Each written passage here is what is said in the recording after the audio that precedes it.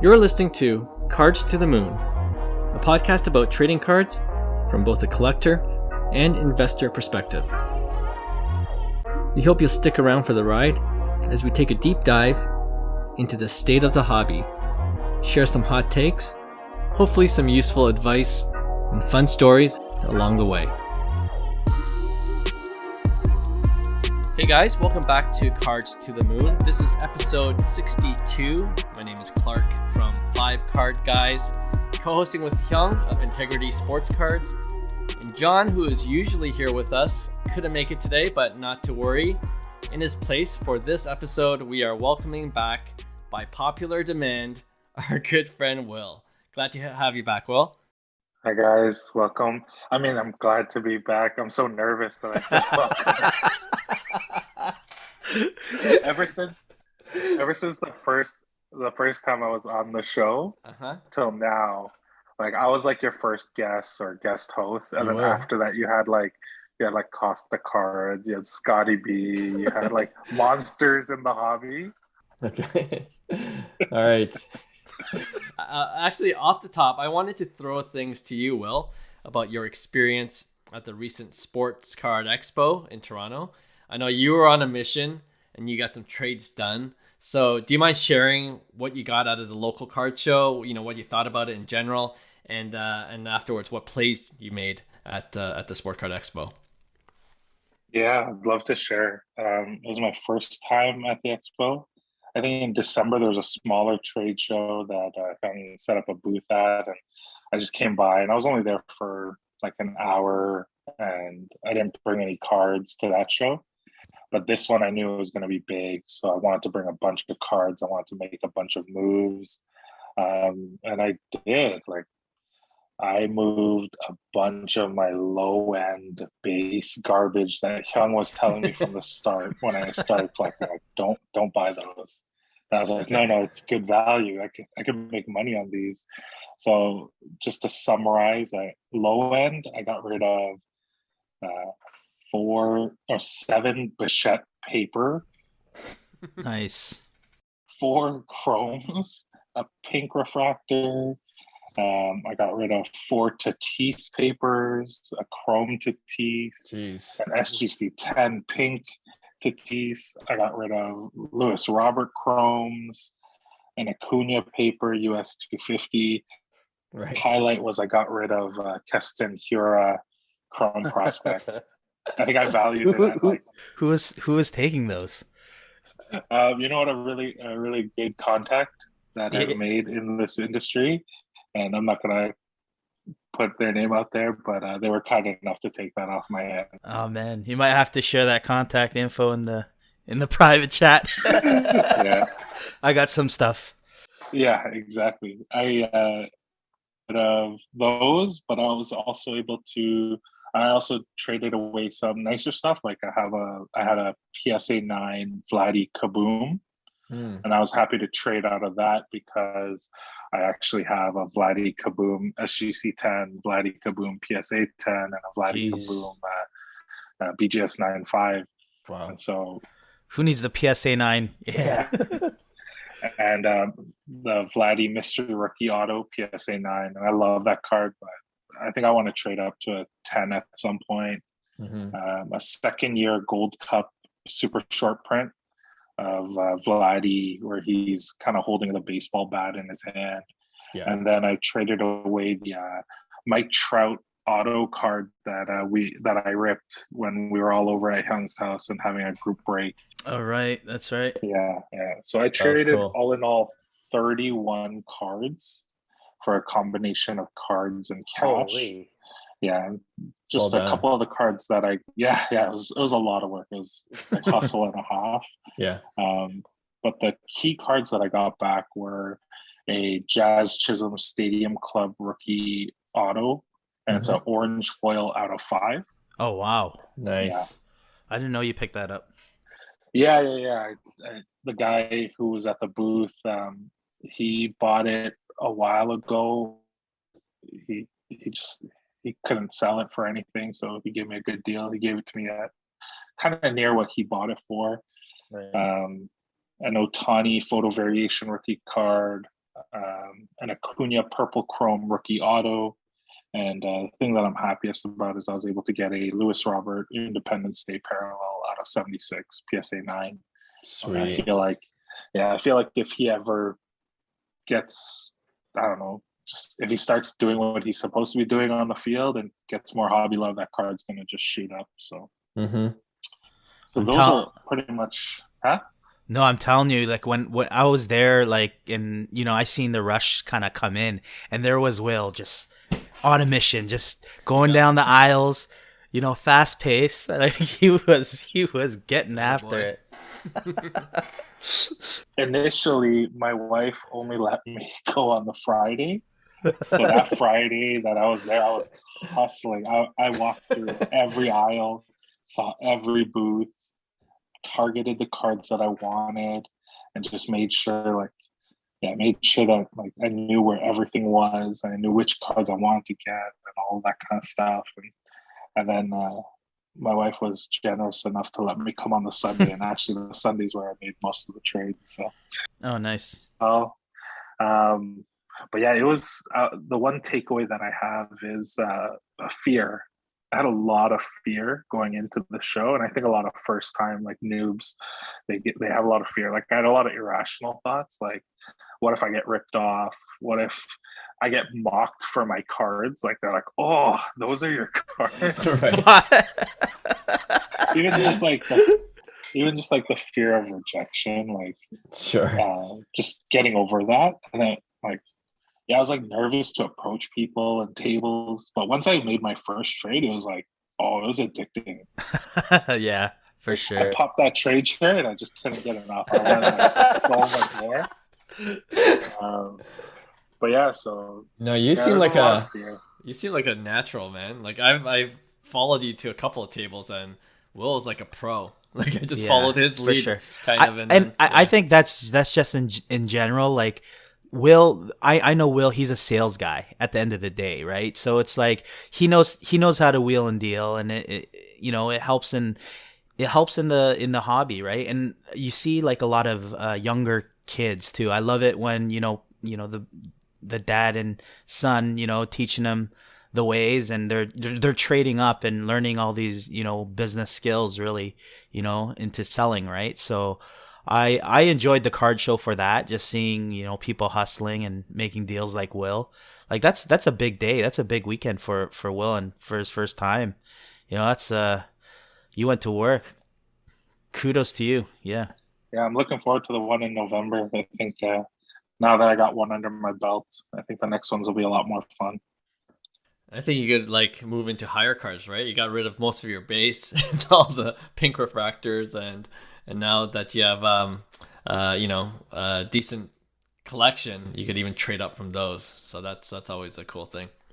Yeah. I was definitely, by the end of it, I was targeting some bigger cards, like a Curry refractor rookie, and like stuff that I have no business getting right now. But I was just like, if I could somehow trade some of this, but yeah, so. One step at a time for sure. Yeah. You know what I found challenging before we go on to our next segment, like because there's so many hockey cards, we were limited in who we can trade with in terms of baseball and basketball. Right. Did you find that as well?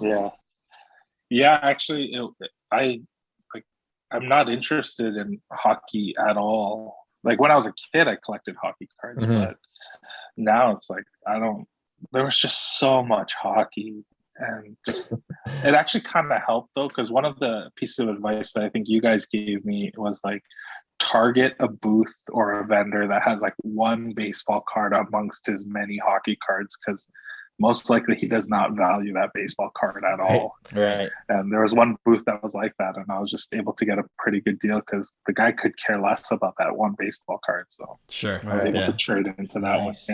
Yeah. I also remember too much hockey. And then when you find that one booth that has baseball, like I remember Will says like, hey, did you go to that one booth? I'm like, no, I didn't. Where is it? And then, we just congregate there and try to make deals. Well, I just love that the four of us that were at the show, like us three plus one, at the very end of the show, we all end up at that one booth watching this monster trade with the Gatorade bath and the soda refractor. And I was just like, which we talked about, yeah, you guys talked about it. And I just remember like just standing next to John and Hyung and being like, I was a part of this. Had nothing to do with it. I was like, yeah, like I felt like this high just from watching the trade go down. So yeah, that was a big like kind of like spontaneous trade, right? Yeah, so yeah, the best kind of trades. They're the best kind of trades, absolutely. Yeah. All right, thanks for sharing, Will. Yeah, I'm sure we can't all wait until the next show in November, the Sports Card Expo in November. So, yeah, we'll have you back on then for sure, if not sooner. All right, let's move on to our next segment we call Hobby Headlines. So one of the things we've been saying over the past few episodes is that in this bear market, which doesn't seem to have an end in sight, investing in cards can be a risky proposition, although there's good opportunities out there. But we also said maybe it's a good time now to focus more on the collecting side of things, where it's not just about the flip. More specifically, I wanted to talk about the art of set collecting. And by set collecting, I'm not just talking about, collecting the entire checklist of a certain sports card set, but it could also be trying to complete a subset or, those insert sets, maybe different short prints of a certain player from a set, or as Will can share in a second, it could be all the parallels of a specific player from a particular set, chasing the rainbow, so to speak, right? So Will, again, you want to kick this segment off by sharing who you're collecting now. We already know, but for the listeners out there, and why you decided to go after this one player from this one set. Yeah, I gotta start off by apologizing to you guys because in our group chat, all the purchases that we make as a group kind of all come funnel through that one group chat, and you're just seeing like 30 cards of like right. like $1 value cards just coming through, and it's just wasting all your time. But yeah, I love set collecting. I think a lot of my recent purchases have been geared towards that. Mm-hmm. And it gets back to like the joy of collecting cards as a kid. And I realized like the making money part, it's nice, it's fun. It's always nice to make money off your hobby, but like it's too much of a grind if it's just about making money. So I've been focusing more on just collecting things that I love. And that it goes back to what you guys say every episode, just collect what you love. Yeah. So my big collection, or my big set collection is Hyun-Jin Ryu's 2020 Top Series 2 Rainbow. And so what that is it's his first card with him in a Blue Jays jersey. Yeah. And, him coming to the Blue Jays in 2020 was a dream because he's the best Korean player to have ever played in the MLB. And he's come to our hometown team, the Jays. And so I was like really excited to collect that. I saw the Platinum 1 of 1 available on eBay and I bought that. And I was like, okay, I guess I got to get every numbered parallel, which I did, and every rainbow foil. I even collected the base, just the regular base version. So I've got almost every card of that image. Mm-hmm. I'm just missing one, and I'm hesitating sharing because I feel like somebody's gonna take it. And feel like, if you want it, it's $1,000. But maybe someone listening can help me out. But it's the out of 10 clear hobby hobby. What's it called? It only comes out in the hobby box. Right. So I've been looking for that one. Yeah, the clear acetate. So if it ever shows up, it's never shown up on eBay.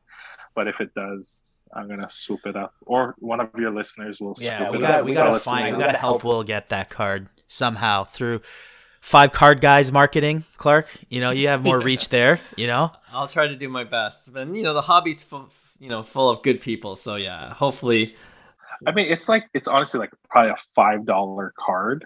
So I don't want to put a bounty on it. Like, hey, I'll give you $3.50. That's where you put the percentage. Give him a clean 15%. So yeah, that's the big one that I've been collecting. But there's a lot of other ones. But Yeah. I'll leave it at just that Ryu, the No, 2020 Series 2. That's pretty impressive. So just that one card, and then once you get that, you're done. You completed that set. I mean, technically, there's like a super fractor of the Right. sapphire, but Yeah, you did paper. It's like a paper rainbow, right? Or you doing chrome too? I don't think it had chrome. In I don't know 2020. why. I Yeah, don't maybe think it had he the wasn't chrome. in it. Yeah. Yeah. Because I know Series 1, he had his LA Dodgers card, and then Series 2, Right. they put the Jays ones. I say you go for the sapphire. The sapphire. I mean, if it ever. Well, I have the. Why not? I have the base and the red out of 5. So if the one of ones and Right. I don't know how to say it. It's like Pad Parasha or whatever. Like there's a super factor, and then there's Yeah. the I think other one-of-one. that's like a mega boxer, isn't it? Yeah. So, Yeah, I mean, Mega I don't Box think those will 101. ever show up. Yeah. Yeah. I'll be happy with my out of 10 clear if I can ever find it. So yeah, for all our listeners, if you see one, yeah, just let us know. We'll hook you up with Will, and then get that deal done. Hyung, have you targeted a certain player like that, or try to complete a set yourself? You know what? I do appreciate like set building. I recently seen someone sell like it was all Topps Gold PSA 10s. I don't know if you guys seen it. It was in a Facebook group, but all the top.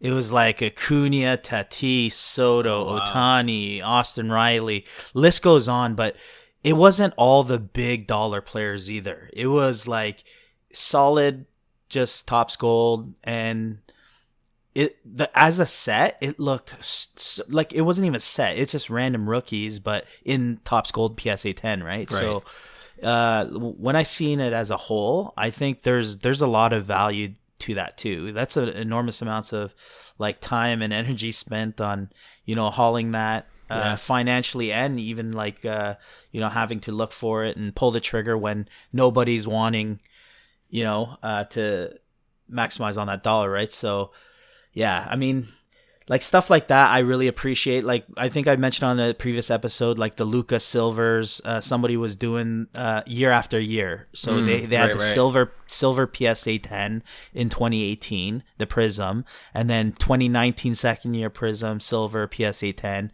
2021 silver, and the list goes on, right? So it's relatively affordable. So it's not like, you have to, pull out loans and stuff to do this.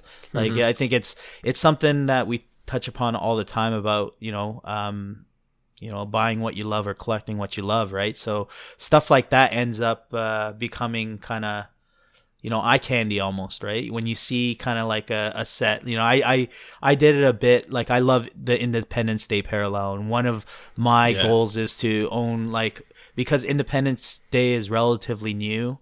In 2018, I believe, was the first year, and it was the probably the best year. But doing like Independence on the top, like guys like Soto, Ohtani and Acuna, right? And then you add Tatis to the mix, like stuff like that. Where in the long run, I think if you have those monsters all together, like that's a pretty cool, Incredible, Mm-hmm. just incredible, like long term, right? So. I always love that, like, my collecting is like the $10 card, and Hyung's collecting is like the $10,000 card. It's like, something to aspire to, like. Well, for me, it's like the least amount of transactions, and you do longer cycles, right? So it's like I rather not work, and just do lower transactions. That's the reason. Okay. Yeah. Yeah, no, it's no, that would be impressive if you could pull that off. And I think with set collecting, it's part of the journey is the fun, right? Like going after it, and then especially when there's one or two that you're missing, and you're always looking out for it, and then that rush you get when you find one. So that's what I like about set collecting. Yeah, I haven't done it myself recently, except for the home field advantage that I've been talking about in the past couple of episodes. And because before that I was just more getting back into investing, trying to do the flip. But once I started with the home field advantage, I thought that look cool. Like that's one of the reasons. Actually, I was going to ask you guys like what factors you guys consider before trying to go out and complete a set. And I think one of them has to be like visual appeal, right? Like you were talking about Independence Day, Hyung, that looks cool on its own, but as a set, would it look even cooler? Chasing the rainbow, always the fun thing to do, right? Like what Will's doing.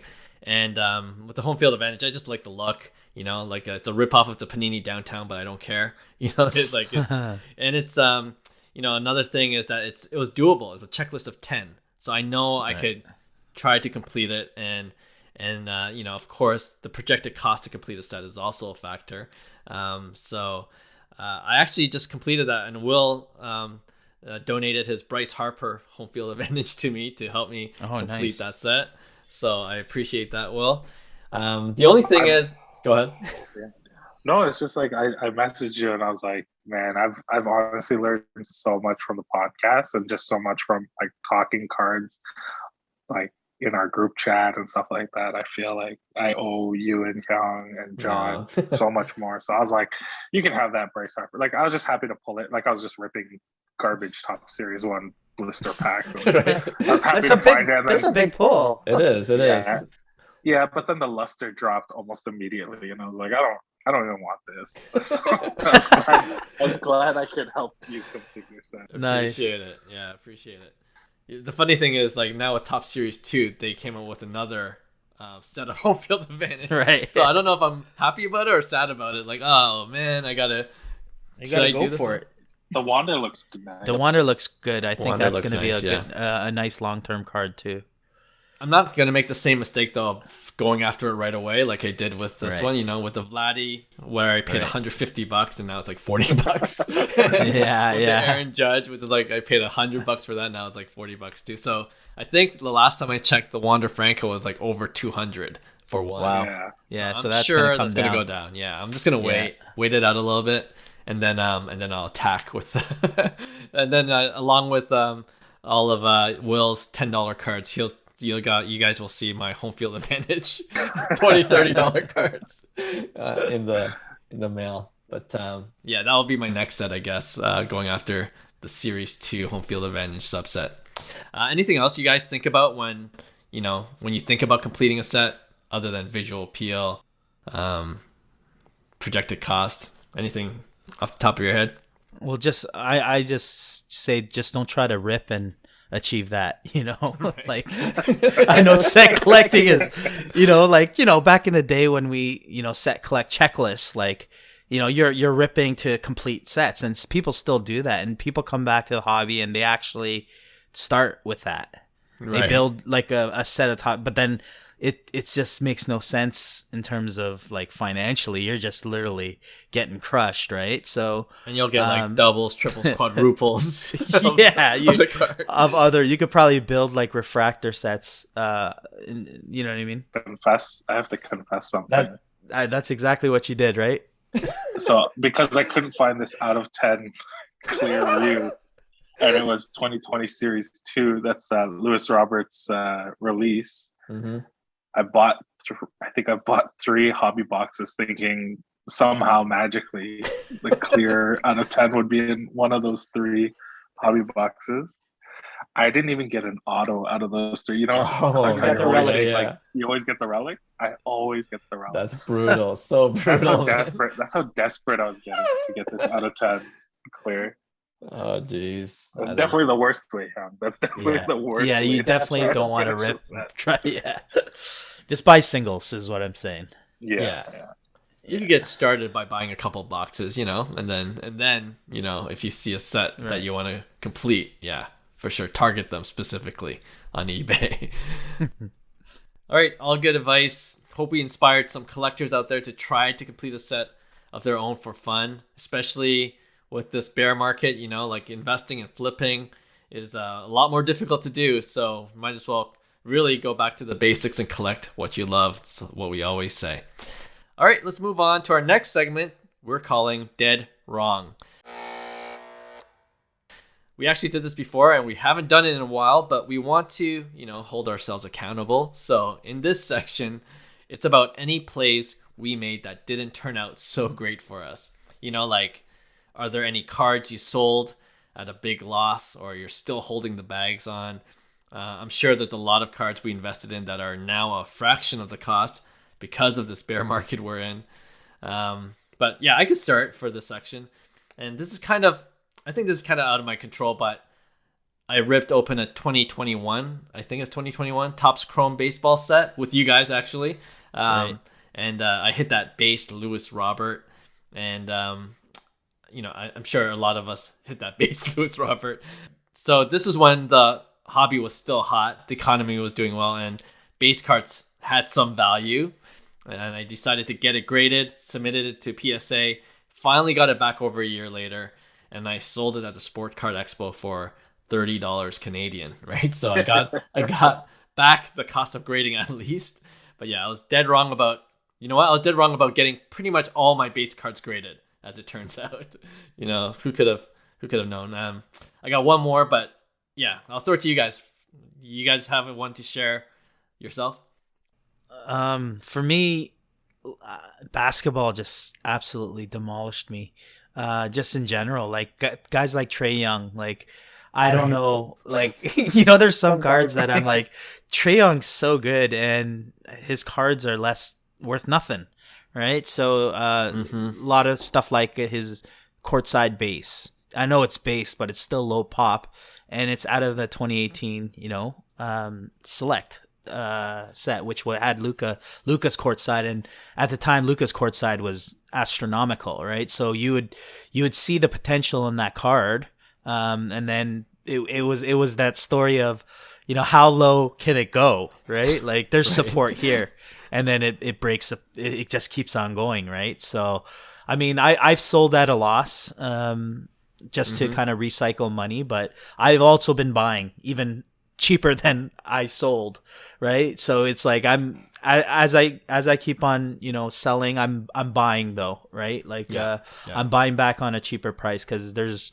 a point in time where I'm like, it's too low, the price is too low, and there's not enough supply out there. So I'll load up on stuff like that where it's lower pop, and I think cards that have legs, right? So but yeah, I would say Trae Young and basketball in general, even Luka. I think a lot of us, we're bullish on Luka this year, and his cards just kind of fell back to reality, and this was the longest we've seen Luka. Like Luka's card always been hot, even before the hobby, right? So this is the first time ever we're seeing Luka cards at a price where it's like actually reasonable, right? It's actually, in play now, right? So, basketball in general, I think, was tough this year for me. Yeah, you're not alone. I wonder how many episodes we recorded in the past saying, Trae Young, man, you got to buy. Unreal. Yeah, hopefully when the season starts, I don't know. I still think he's a buy. Let's add this episode to the list. Dead wrong. Dead wrong next time. Yeah. Yeah, I'm with you. Well, I mean, like, I don't collect basketball. Like, luckily for me, the barrier of entry, or the cost of entry into basketball at the start, was so high that I just couldn't wrap my head around, like, why is a Kobe White rookie card like 10 times more expensive than a Vladdy rookie card? Like, it made no sense to me. So I couldn't get into basketball because the price point was too high.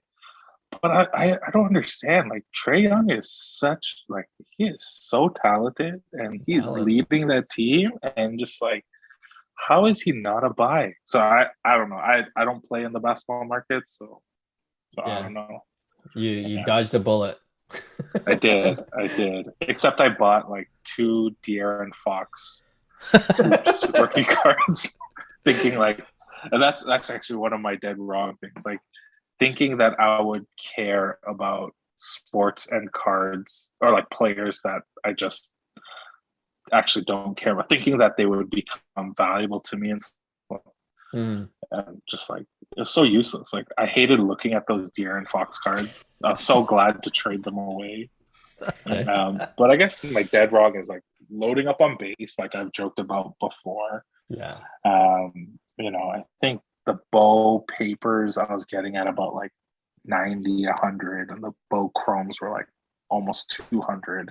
And when I traded them at the Sport Card Expo, it was like valued like $25 and $30. So it's like, Yeah. so that was a little rough.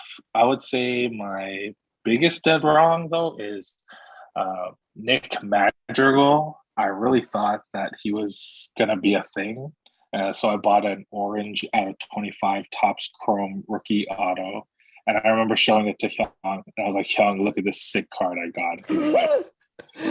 He's like, that's not it. I think that's not it. Well, that's not it. And then when I got the card, like right after, he got traded to the Cubs. And so I thought he would be a part of this monster White Sox lineup. And he wasn't. He hasn't done anything on the field. He hasn't done anything in the hobby. And what's even worse is when I sent it off to grading and his card came back as a SGC 9. It's even less valuable. That's a kick in the nuts. Yeah. I would say that kind of leads to the biggest dead wrong is buying raw on eBay and thinking that they'll gem because it's a risk. It's too hard to tell. Yeah, it's a big risk. Yeah. I mean, you could get lucky. You could get lucky for sure. Like I've done it earlier when I got back into the hobby, but now it's definitely riskier because, with more people in the game, there's a reason why that raw is listed, Right. Whereas before it's like, oh, I'm back in it. I don't want to go through the hassle of grading, but you have more savvy sellers now out there. So you got to be aware. For sure. Yeah, that's true.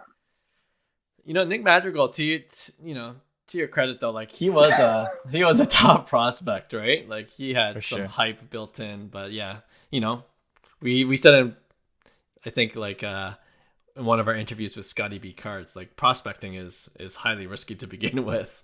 Yeah. But it's all for the Nick Madrigal pump and dump. So let's just keep talking. Madrigal's coming back, boys. He's heating up. He's been working out. He's gonna. But that's honestly when Will, you came into the hobby. That's one of the reasons why I stayed. With certain players. Because of the pricing, right? Like, there's a reason why the Sotos and Tatis still, at the end of the day, they hold a lot of value. Is there's so much hype around them, and there's so many. It's not just about stats. I think a lot of people equate stats to, well, this guy's better than this guy. How come prices aren't the same? Like it's just the way people think as a whole community. You have to see it in that view. And when people like Tatis, Soto, the Guerreros or Acuñas, their prices, they're gonna always have the hype as long as they're playing, because most likely they're doing something ridiculous every day, right? So, and they become the face, especially in a connected society like we're in today. Everything is, digital. Every information is available for us. So we see things instantly, right? And I think that's the key to these prices. Whereas before, you wouldn't know. You'd have to read the newspaper to see what Bo Jackson did last night, right? So, yeah, for sure. The thing about, like I remember just going back to Madrigal one more time. Yes, the pump. When you start collecting, like we talked about it before, I think, where it's like home runs matter. Like people like the power, and I remember Madrigal, like he had everything but power. Like he had super high average, good eye, and those guys just don't translate into the hobby. I thought like a 333 batting average was like real sexy. Right. I thought other people would feel that way, but no. But on the flip side, you look at guys like Pete Alonso, Aaron Judge, guys who absolutely mash that get no hobby love as well, right? So there's a certain type of marketability too, because if you think about it, Pete Alonso is absolutely crushing it this year too for the New York Mets, and same with Judge for the Yankees, the two top teams, in the MLB. So it's like he gets no hobby love still. When is he going to get that hobby love, right? So I don't think this year, you think? I think Aaron Judge is there because Judge? Yeah, I think he's starting to see it Judge for because sure. like it's that period we say, after that 7 to 9 year career, they start actually on a Hall of Fame trajectory, right? And I think that's when people are like, okay, he's the real deal, and prices start rising then, right? Yeah, and Judge is like in his contract year too, so he'll be in the news like even after the season's over with his record-breaking contract. We're see record-breaking contracts every year now with big Signs names. with the Toronto Blue Jays. Oh man, hey, I don't think that would ever happen. You hear the rumor of Soto coming to the Jays? Come on. Oh, I heard. I that prefer rumor. that. I think I started that rumor. That'd be amazing. all right, I said I did have one more dead wrong, so we could end it off here. I thought this kid would be a stud in the NBA this past year, so I picked up a numbered to 199 Panini Select Light Blue Prism of Zion Williamson, and who, as we know, played a total of 0 games last year. I think I spent $700 for a raw card, so we're talking about buying raw. And I too got it graded by SGC. Well, it came back at 9.5, so not bad. But Not I bad. was hoping for a 10, obviously. So an extra 40, 50 bucks there. So I'm in 750. And again, I sold it at the expo for about $500. So could have been worse. That's not too bad. Yeah, could have been worse.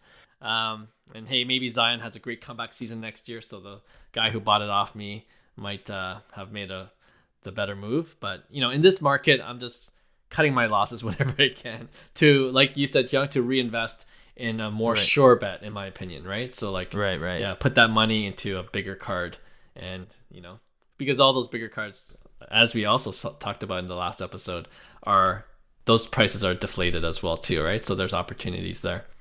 Absolutely. But yeah, Zion. Damn it. You live, you learn. All right, so there you have it. They can't all be winners, but yeah. Now that I'm a bit depressed, let's just end this show with our regular weekly segment we call Pick One. And this is where we each put up 2 cards or sets, and we debate which one we'd rather invest in. Hyung, as usual, do you want to lead off? I'll lead off. And for this one, I wanted to kind of see where your guys' mindset is at in terms of value, right? And how PSA still stands atop, in the market. Mm-hmm. And do you keep chasing that, or do you invest in value? And my 2 cards that I'm pairing, they're actually the same card, just different grades. So 2011 Bowman Chrome Prospects, Bryce Harper Auto, PSA 10. So is Bowman Chrome first auto, PSA 10, last sold for $2,400 US, versus a 2011 Bowman Chrome Prospect Bryce Harper Auto in BGS 95 True Gem, which had a few sales between that $1,200 to $1,500 marker, right? So almost like 50% in terms of a True Gem versus the PSA 10. Which one are you guys taking? Well, you want to start? Yeah, because I'm a little later into the hobby, I guess, I don't really understand all the PSA hype.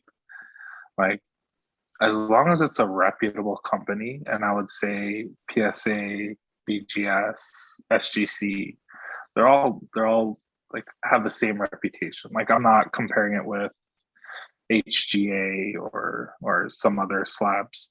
Mm-hmm. But like between those 3, like as long as it's gem mint, I'm happy to take whichever one's cheaper, whichever one's the better deal. I mean, it's kind of what I did with the Vladdy Kabooms. I was so happy to get the BGS and the SGC for way cheaper than what the PSAs are going for. Yeah. So you're going BGS? I'll go with the BGS. Yeah, for sure. I mean, I don't understand the grading and the like True Gem. I don't think anybody plus. I don't think anybody understands grading. Will, is it like no? But is it like let's say you have like a Gem 9.5, but like you have 1.9 and 1.10. Then do you? It's not a True Gem. It's not a True Gem. Yeah, but do you call it like a 9.5 Gem plus minus? I don't know. It's just there's too many things. It's like, I don't get it, but yeah, I'll pick the Bryce Harper BGS 9.5. Okay. All right. Yeah, like I am you probably can guess. I'm going with the BGS 9510. And I don't know if it's because it's baseball, right? Like I like baseball cards, especially if it's Bowman Chrome.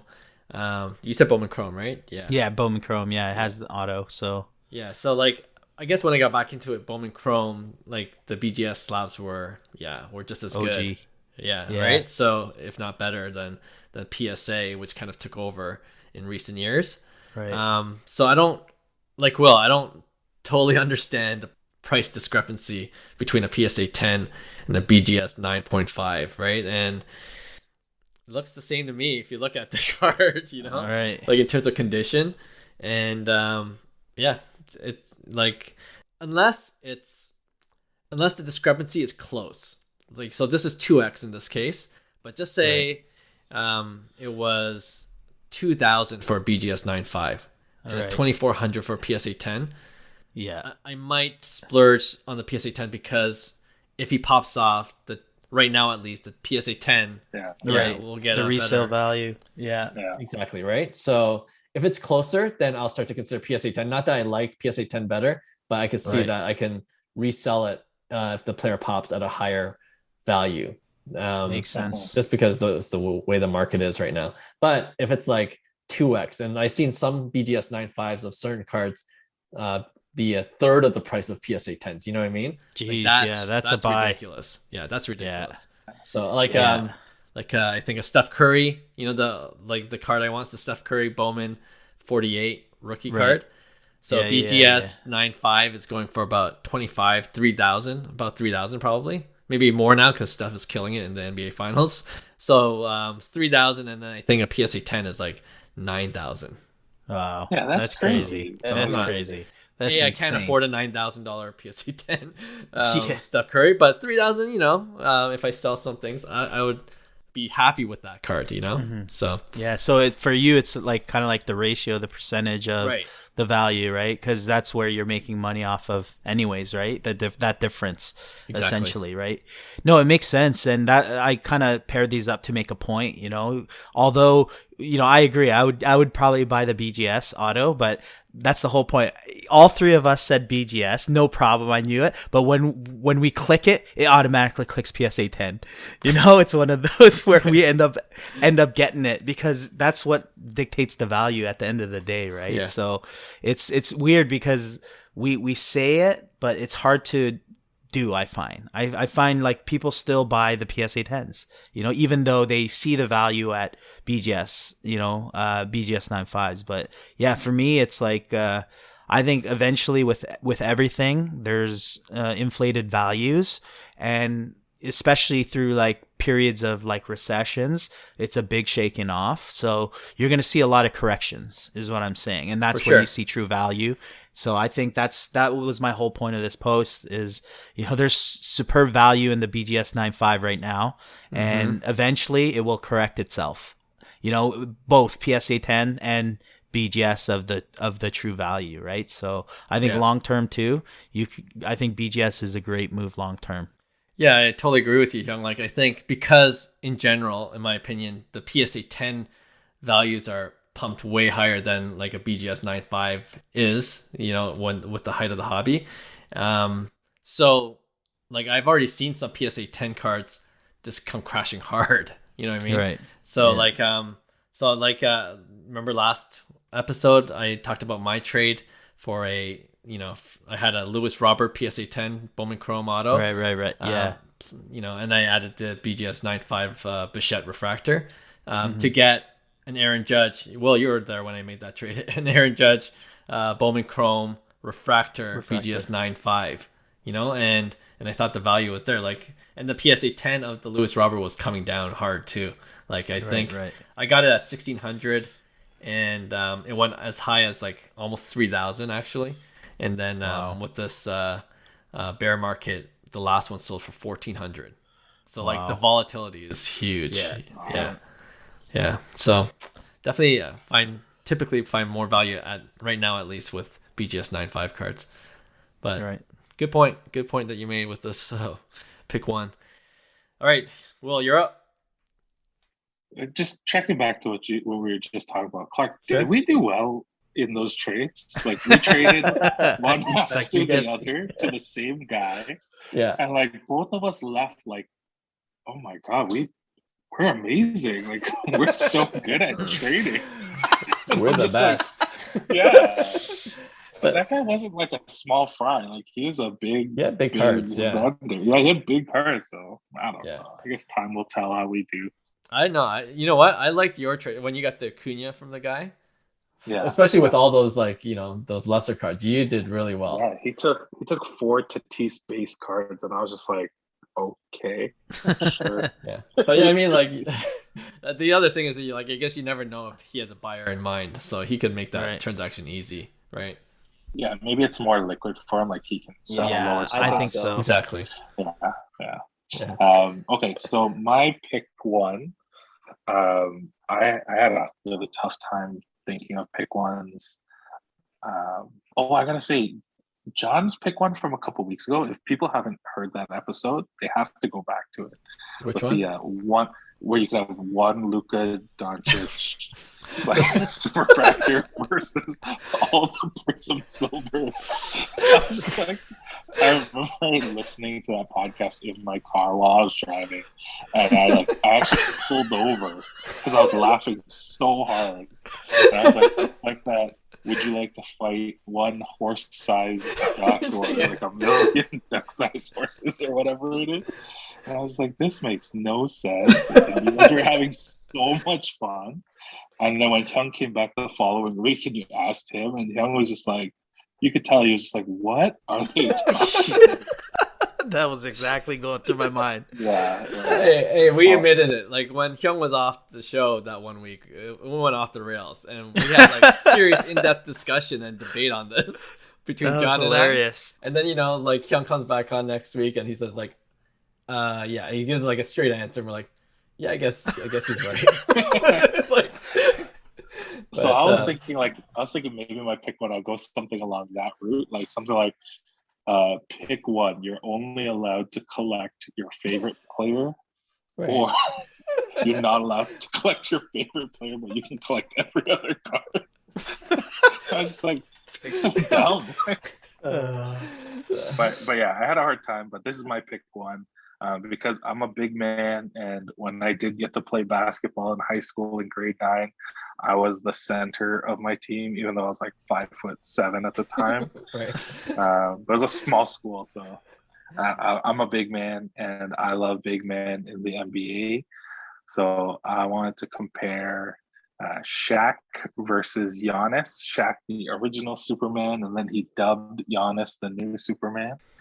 So Shaq's rookie card, he has 1992 Topps Gold Parallel PSA 10. It sells for about $1,300 US. It has a pop of 664 versus Giannis's 2013 Prism base PSA 10, which sells for about $1,000 US, and there's roughly 2,800. Which one would you rather invest in? It's a good one. Go ahead, Clark. No, I like this one too. I like both players a lot, but like I'm on record for saying I want a Giannis card. I think even now he's underrated. But I wanted, when I got back into the hobby, I was looking at that Panini Prism base card that you're talking about, right? PSA 10, and at the time it was 300. I'm like, man, Wow. that's a lot of money. Like I thought about, So, but now, like, how things have changed, right? We talked about it off the top of the show, base cards, graded base cards. Like I've never won off a graded base card yet, right? So, the thing is, I've never really believed in base cards. Like I didn't understand the appeal of it. But then when the hobby was hot, people were making money off base cards. I'm like, I gotta get in and try to do this myself. And now I've lost a lot of money doing it because of the stupid timing of PSA subs returning back to me. And so now, that's my position. And I see this base card of Giannis, Panini Prism. It's nice, but, and then, of course you look at the silver, like that's out of our price range, is 5 figures, right? So Yeah. I'd rather have another card, not a base card. Maybe like even an NBA Hoops Gold of Giannis, PSA 10. Something that differentiates from just a base card of that set. So, and then, you look at Topps Gold of Shaq. Like there's a Topps version, but I love Topps Gold. Like, Derek Jeter's Topps Gold. I love that card too. You know what I mean? Like I like that set. And it's a lower pop count. Shaq's already like culturally relevant, especially with his ESPN hot takes and, as an entrepreneur, and, Shaq is in the media all the time. So I love Shaq as a person, player, and in particular this card, Topps Gold. So for me, it's an easy decision. Topps Gold, Shaq. That's my vote. Nice. You know what? I agree with Clark. I was thinking like the Prism Giannis potentially could have, just because we've seen that card and what it was at the height of the peak. But I think, with the population count so high, no, I wouldn't say so high, but like relatively to the Shaq's Gold, I think a lot more people on hold with Shaq's Topps Gold, because as a like kind of like a PC or like long-term investment, because Shaq's not even playing now. So if you have that card, you're not planning to flip it. Whereas, a lot more people in the Giannis game will flip that base Prism, right? So I think like especially now in terms of where we are with the whole economy, I would say the Topps Gold is a pretty decent investment at $1,100-$1,200 for one of the best big mans in the game, right? So to have ever played, right? So I'm going to go with Topps Gold as well. And just on a side note, we submitted a Topps Gold Shaq in hopes that it would get a PSA 10, which we got a PSA 9, but then I realized there was a huge crease in a corner, and then I was shocked that it even got a PSA 9. Shout out to PSA for the consistency. Just wanted to say that. Had they get that shot in. It wouldn't be an episode. Yeah, it wouldn't be an episode throwing a shot at PSA. That's funny. What are you doing, Will? One of the things that I hate the most is when the three of you all have a clean sweep and you're like, yep, we all think the same way. So actually, I was thinking Shaq because of what you guys said, cultural relevance, and just like, I love Shaq, like growing up watching him. Mm-hmm. But I'm going to go contrarian. I'm going to go with Giannis just because I think he's still got so many more playing days, and he's got so much more time to build up his stats and his stature as a player. And I think, I don't know, when I see a pop count of 2,700, you guys are saying like it's a high pop count, but I'm coming from the world of like 20,000 pop count of Boba and 18,000 Acuñas and all that stuff. So when I see 2,700, I'm like, man, that's low pop. It is relatively low pop, definitely for base. Yeah, like base count. Like yeah, Luka, like aren't like Lukas and Zion for sure. Like yeah, 20K. Yeah, anything pre 2018 is gonna be decent in pop count, right? Anything post 2018, good luck. Like you're in the thousands, multi-thousands. Yeah, so I think because you guys picked Shaq, I'm definitely just going the other way. Hey, you definitely filled in for John perfectly. Say the same thing. Yeah. He's devil's advocate. Does he? You guys I always feel like you guys are just like, yeah, we all agree. No, Alex Ovechkin. No. We card. You and John are twins, man. Okay. But no, that reasoning does make sense to me, though. Yes, for sure. All right, we'll end up with my pick one pair. And I chose these guys because, like, with the market being down, like, it's incredible how much it's fallen, right? Like, where their level is for these two, in my opinion, and I'm sure you guys will agree, top rookie cards of the day for baseball. So, yeah, the 2016 Bowman Chrome autograph rookie card of Juan Soto, and just 1 second, I'm looking up the price that I wrote down. I think last sold for $2,750. Sorry, I see it now. Yeah, so last sold for $2,750, versus same set, same year, 2016 Bowman Chrome of Fernando Tatis, rookie auto. Both of these are BGS 9510s, and the Tatis last sold for $18.50. So Tatis and Soto, obvious studs, but one's still valued at $27.50, and the Juan Soto cards dipped particularly hard compared to even Tatis, whose last sold card was at $18.50. What are you going with? Ooh, I'll start off. This is easy for me though. I'm a Tatis guy. I'm gonna go with $18.50 just because the pricing is pretty low. It's the cheapest I've seen it in a very long time.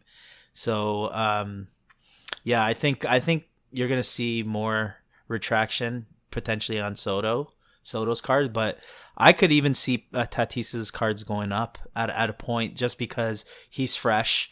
Baseball's been kind of like sitting sideways, and the hype of him coming back, and if he ends up, having his the way he plays, hopefully, and that's what a lot of Tatis fans are hoping for as well. I think there's potential, and even in that card in the short term as well. So, but yeah, I mean, for me, it's based on price point where it's at. If you're talking, same price, it might be a different story. But with it being almost half its price, I'm gonna go with the Tatis. Okay, cool. For me, like, I love Soto as a player. I like Soto as a player more than I like Tatis as a player. But I think Tatis being on the Padres and the Padres having relevance, and they're going to be in the playoffs year after year, or like close to the playoffs. Whereas, like, I don't know what the Nationals are going to do. Like, Soto's just wasted there. He's going to be wasted there until he signs with the Toronto Blue Jays or gets traded. Yeah, baby. But for me, and like Tatis, like when he comes back, like Hyung says, he can just do so much in a little amount of time, just like he did last year. The injuries kind of worry me because he's just always getting injured. Mm-hmm. But I think for me, the key factor is that the Tatis card, is that him in his White Sox jersey? Yeah, and his White Sox. Yeah, so I hate the White Sox jersey Tatis. Like, for me, eye appeal means so much. Yeah. But the one card I hate more than Tatis in a White Sox jersey is this like scrawny pencil neck Soto. Like, it honestly looks like a little league. Both of them. Yeah. Like Soto looks like he's like 8 years old. Like, yeah, he does. It bothers me so much. I hate the look of that card. Yeah. And then there's only one card I hate more, and that's the Bobby Witt card. And I've talked about that one. But Which one's that? The first Chrome? Because his throwing one? It's like Photoshop. Like, his face looks like it's like a mask, like a poor, like a cheap plastic mask. Like, I don't understand what's going on with that card. But anyway, so I picked the Tatis. Oh man, we should plead sweet. We should have a segment where Will just talks about all the cards he hates for whatever reason. Most of the time, it's just eye appeal. Yeah, eye feels big. Yeah, for sure. You know what? I don't disagree with your assessment of the visual appeal of both those cards, both Tatis and Soto. But I am going with Soto. And it's not a clean sweep because I think it's what you said at first, Will. Like, I'm just more invested or more convicted of Soto as a player, as like a Hall of Famer, than I am with Tatis. Tatis is more exciting, but Soto, he is batting like 230 now. But, as always, you're going to see July, August, September. He's going to start batting 350 the rest of the year, and people are going to remember again. Like, everyone forgets at the beginning of the season, but people are going to remember at the end how good he is. And we saw the Nationals be crappy last year, and he was in the MVP discussion because of what he's doing on a crappy team. So some players like Soto, I believe, are crappy team proof. If that's a term, like, you can play for a crappy team, but he'll get his, he'll get his accolades and recognition. and he's going to sign a contract. I don't know where, even if it's with the Nationals. I'm sure if he does, that team hopefully will build around him quickly. And he's already won, right, a championship, and so he already has a record there. And just Soto, super bullish on. Like, there's not a lot of players that I'm like, oh, he's gonna be fine for the rest of his career, even at this young age. And Soto's that guy for me. So, looking at his price now, like under 3K, when it used to be 6-7K for that same card, that's hard to pass up. So I have a few on the watch list right now. We'll see if I pull the trigger. Nice. All that being said, I feel like with the market, things are still going to go down a little bit more. Like, I don't think we've hit the bottom, to tell you the truth. Yeah. So be patient, and we'll see where it goes. All right, that does it for this episode. Will, thanks for filling in for Johnny. I'm sure it won't be the last time. Thank you. Yeah, I'm sure it won't be the last time. We'll definitely have you back. And thanks, of course, to all our listeners and subscribers. We appreciate all of you. And if you enjoyed the show, we'd love it if you gave us 5 stars. And follow us on Instagram as well. We're there at Cards to the Moon, all one word, for more podcast content like polls of our pick ones, where you can vote for which ones you would rather invest in. All right, thanks again for listening, and we'll see you next week. Bye. Hey, thanks for listening to Cards to the Moon. We'd really appreciate you subscribing to our podcast wherever you listen to your podcasts. And you can also connect with each of us on Instagram at 5 Card Guys, or you can follow Hyung at Integrity Sports Cards, or John at Trade You at Recess. You can also check us out at 5cardguys.com. Thanks again, and hope to connect soon.